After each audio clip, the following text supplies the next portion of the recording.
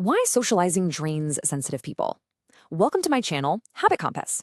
Today we're going to unpack the invisible physical weight of social interactions for empaths and highly sensitive people. If you've ever walked away from a gathering feeling completely drained, even if you had a genuinely good time, right?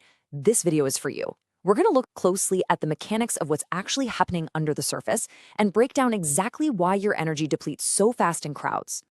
You're not just in the room, you're absorbing everyone else's reality. This is such a profound, shared and lived experience for so many of us. And honestly, it perfectly sets up the core premise of what we're talking about today.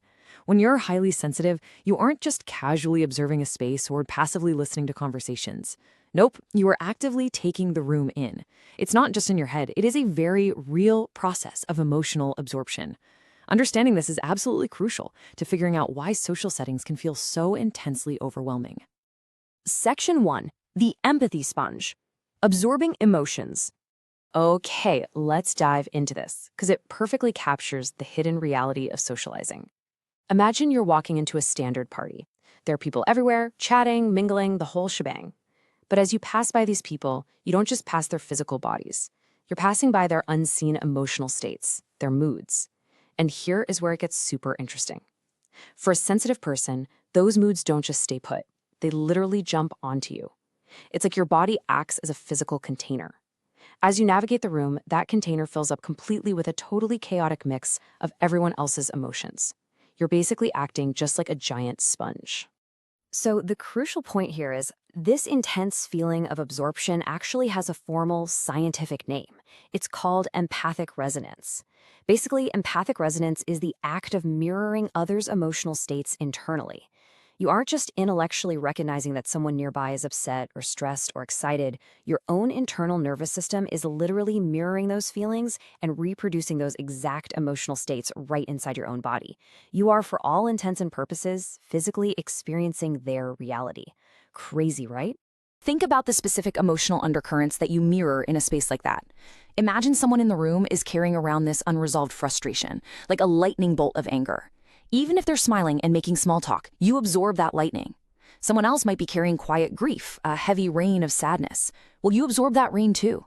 Pretty soon, you're internalizing and mixing a massive array of totally different, contrasting moods inside yourself. And this brilliantly illustrates why socializing is so incredibly taxing. You aren't just chatting about the weather, you are carrying a massive emotional burden that doesn't even belong to you. Section 2. The quiet exhaustion, the aftermath. So let's compare the two environments, building on what we just covered. Think about the party itself. It's loud, highly active, and absolutely buzzing with those mixed moods and invisible undercurrents we just talked about. But then, think about the aftermath. When you finally leave that gathering, your container is totally full. You actually feel physically heavy. You might even find yourself moving slower. This is exactly why you absolutely require that quiet aftermath. Sitting completely alone in a quiet space, it isn't just a preference, it's a biological necessity. It's the only way you can slowly begin processing, filtering, and releasing all those heavy borrowed feelings so you can finally return to your own baseline.